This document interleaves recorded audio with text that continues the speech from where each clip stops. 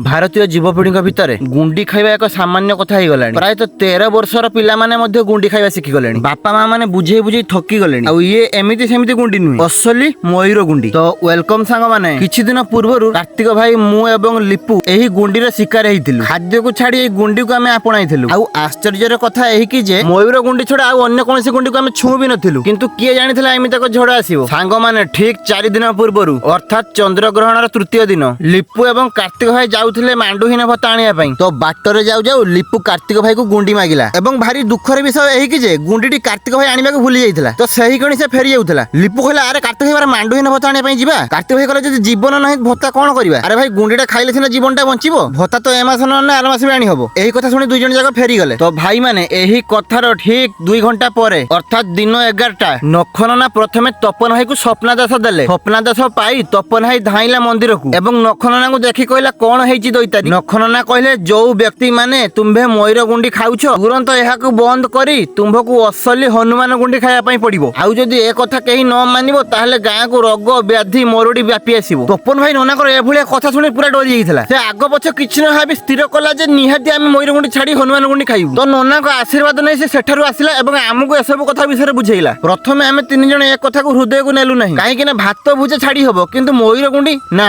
प्राय 2 घंटा 45 मिनिट 3 घंटार बुझा बुझी परे कार्तिक भाई सहित कथा होई मो स्थिर कली जे जदि मयूर गुंडी छाडी हनुमान गुंडी खाइले गाँ को रोग व्याधि आसीबोनी ताले आमे ଏହା निश्चित मानिबु। एवं मो निष्पत्ति रे लिपु मध्ये सहमति प्रदान कला। सांग माने एही घटनार 3 दिन बीती आइथिला। मु एवं कार्तिक भाई देखा ही कथा होउथिले कि एही हनुमान गुंडी खाइला दिन ठु देह भारी निष्कांतिया लागुछि। पूर्व भली शक्ति अनुभूत हेउनी, चालिबा पाई मध्ये गोड़ सक्षम हेउनी। किंतु जेहेतु नखनना आदेश दैचंती एवं गाँ प्रति विपद टळी जीव कहिसंती जेते कष्ट हेले बे एसब मानिया को पड़िबो। एही कथा कहू कहू कार्तिक भाई रे मने पड़िला जे 3 दिन हेबो लिपु आ आम सहित मिसु नाही कि गुंडी खाया पई मध्ये आसु नाही। एही कथार तोना घना करिया पई एवं आम मन रे उपजुथिबा संदेह को दूर करिया पई मु कार्तिक भाई को कहिली गुप्त भाबरे लिपु पाखु जिया पई। सांग माने आमे सेठारु गोला परे एमिति किछि देखिलु जहा देखिले गोटे भाई रो छाती दी फाळ हेइ जिवो। पिलाटी दिनरु देइथिबा संस्कार एवं सबु थिबा अभिजात्य से सबु किछि को से मयूर गुंडी रे मिसई खाइ देइथिला। ननाकर एते थर बारण सत्वे लिपु एमिति केमिति करि पारला। लिपु को पचारिबार तू मयूर गुंडी कोन पई खाउजु से प्रथमे जमारु मानिबा को राजी नथिला। ताकू बारंबार कमल भासी देबा पई मु चेष्टा कली, हृदयरु एवं गोड़रु मध्ये धन्यवाद जणाया पई चेष्टा कली। तथापि लिपु पाटी खोलु नथाय। ता बेको संढारे 2 धक्का मारिला परे जाई हाइथिबा मयूर गुंडी रे प्रकृत प्रमाण आमे पाइलु एवं एही कारणरु ताकू आमे